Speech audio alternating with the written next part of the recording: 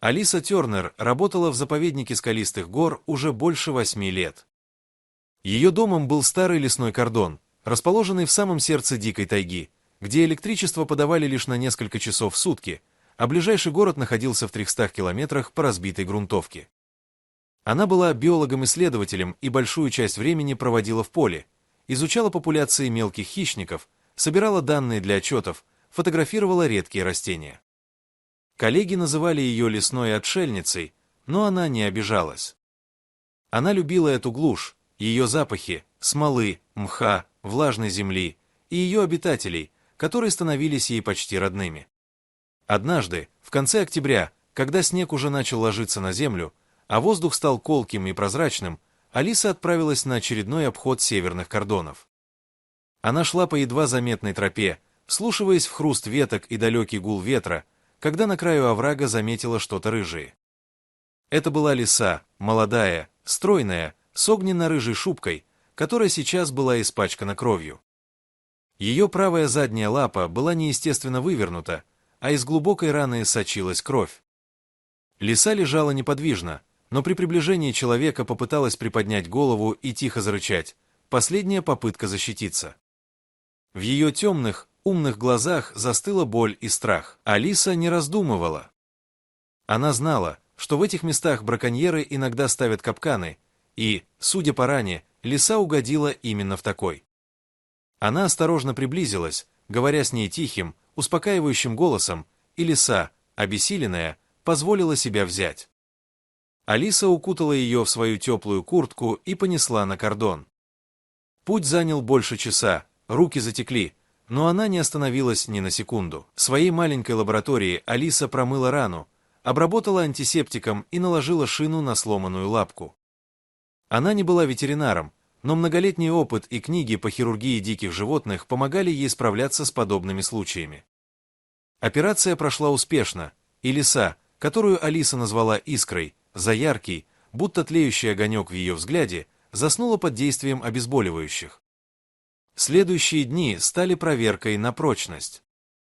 Искра отказывалась от еды, шипела и пыталась вырваться, когда Алиса подходила к ней. Но Алиса была терпелива. Она каждый день приносила свежее мясо, разговаривала с ней, читала вслух книги по биологии, и постепенно лиса привыкла к голосу и запаху своего спасителя. Прошло 2 недели. Рана начала затягиваться, шина уже не вызывала у лисы дискомфорта, а однажды утром, когда Алиса открыла клетку, чтобы проверить повязку, Искра не убежала.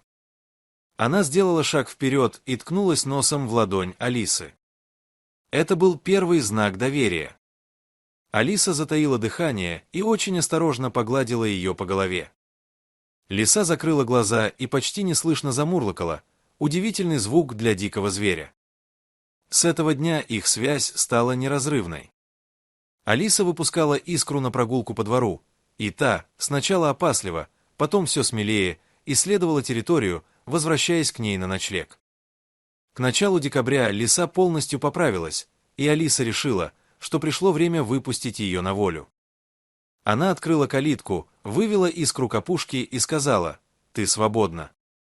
Лиса замерла на мгновение, посмотрела на нее долгим, пристальным взглядом и скрылась в чаще. Алиса сдерживала слезы. Она знала, что дикое животное должно жить на свободе, но пустота в доме ощущалась острее, чем она ожидала. Прошло 2 недели. Алиса работала над отчетами, когда к ней пришел старший инспектор заповедника Марк.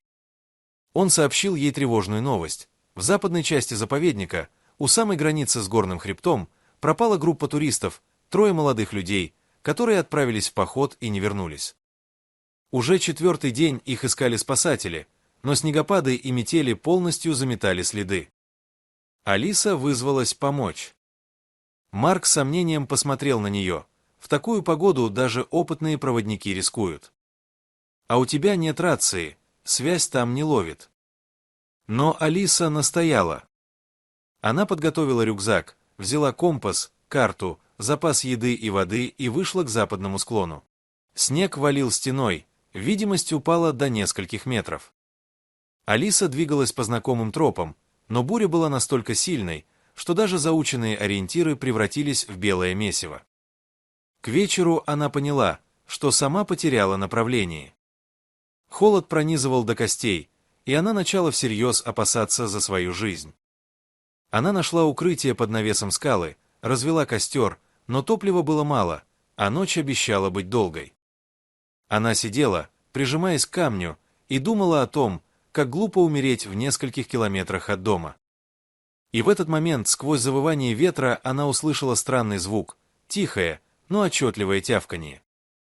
Она подняла голову и увидела рыжую тень, вынырнувшую из снежной пелены. Это была Искра.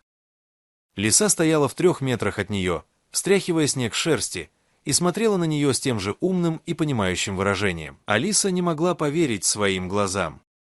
Искра подошла ближе, ткнулась носом в ее колено и повернулась, будто приглашая следовать за ней. У Алисы не было выбора. Она потушила костер, собрала вещи и пошла за лисой.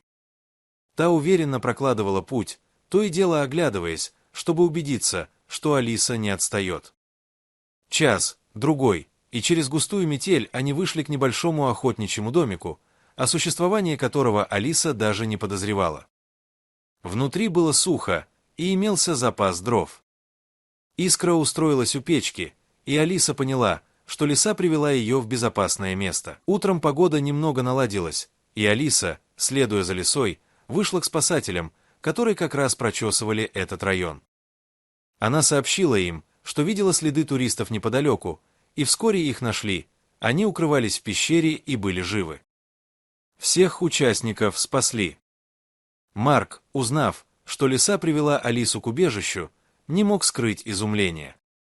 «Это лиса, которую ты спасла, она ведь помнит тебя».